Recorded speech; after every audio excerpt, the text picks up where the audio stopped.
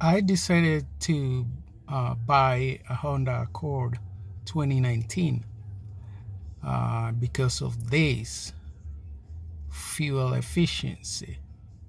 And although I looked online, I couldn't find anybody that is doing the the efficiency of what the vehicle is rated at. The most actually I've seen online was on YouTube, somebody doing about 44 mile per gallon, and that was the highest. And this is what I did, 48. That's what this vehicle is rated at. Although I had to get to 2,393.7 to do 48 mile per gallon. This vehicle takes a while. I don't know how they do their calculation for mileage. If you just drive 200 miles, you're not gonna get to 48 miles per gallon. There's some weird way that they do their calculations.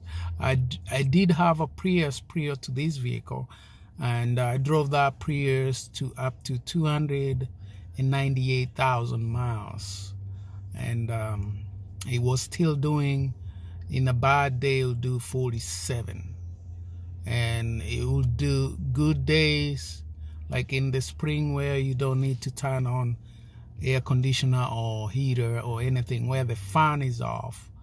It'll do 60 miles per gallon. That's a Prius 2010 with 289,000 miles in it. Unfortunately, that vehicle, the head gasket blew, so I had, and due to the mileage on the Prius, I had to make some decision and get another vehicle. I'm not a new car person. I don't like buying new car at all. I don't like financing vehicles. But this is a business vehicle, really. I do have my personal vehicle. Actually, it's right there in front of us. The Lexus GS 350 2008. I think that one right there on the left side, the black one. So that's my personal vehicle. And I know it's crazy go buying a car to do Uber, and some people say you can't do that, but this is my 5th year with Uber, and also I do have a Lyft account, so sometimes I do both of them, sometimes I don't. I just do one. Here in Minnesota, MSP, St. Paul, Minneapolis, a market, you don't need to juggle 2 apps. You could just do one and you'll be okay. So another thing, this Honda Accord has a lot of pretty good stuff, safety stuff. For example, it does have, for example, what else does it have beside fuel economy? That's the speed limit. Oh, no, not that one. And I'll cancel that. Traffic sign.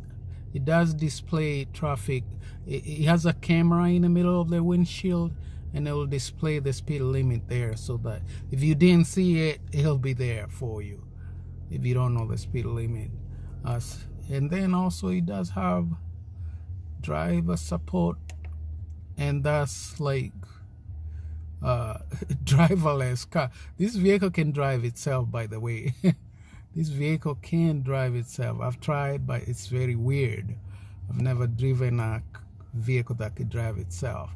This vehicle can and could follow other vehicles behind and brake and accelerate as needed.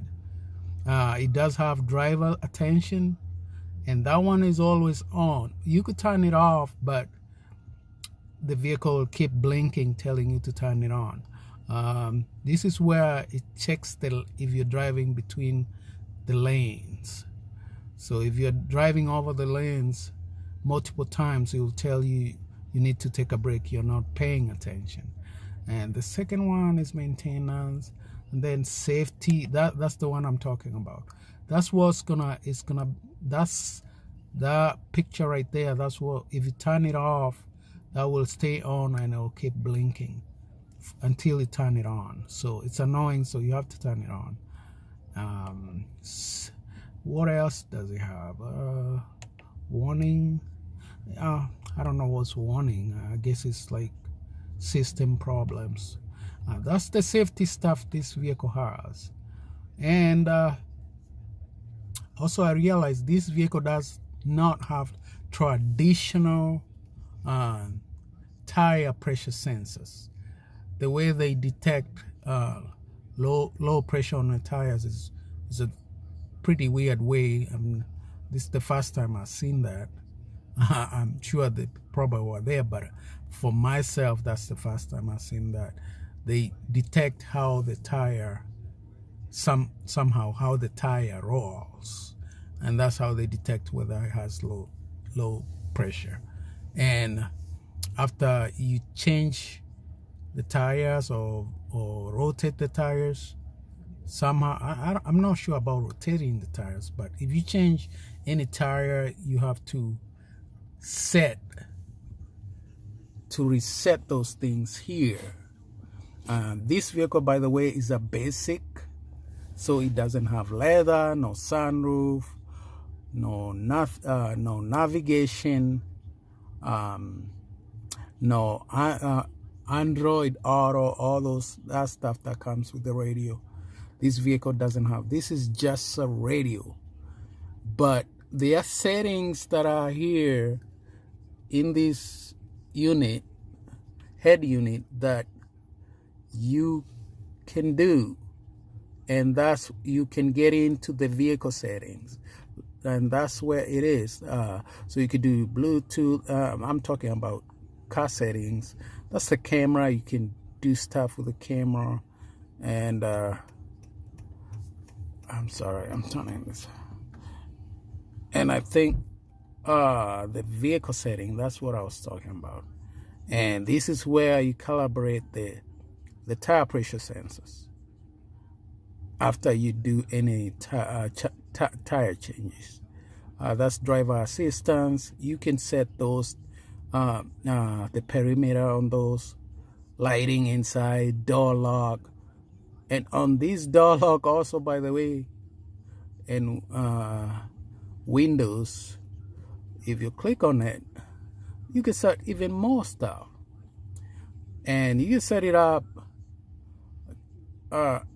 walk away. This is what I liked. It wasn't set to that when I got it, and I set it up to that. I don't have to lock this vehicle. I just walk away from the vehicle and it will lock itself if I do have the keys in my pocket. It won't do that if you forget the keys in the vehicle. It won't lock. It actually will beep, will give you a beep, and you know that you left the keys in the vehicle. So that's what you can do with that. Otherwise, it's just a radio with just settings that that you can do on a vehicle.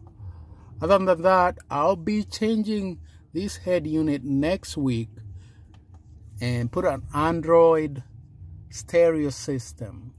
If you've been following me on YouTube, you will you know that I have a Android stereo system, or I had an Android stereo system on my Prius. So I'll be changing this. If you want to watch that video, prescribe, and you see how and follow me and see how that will look like on this vehicle. So see ya. Bye.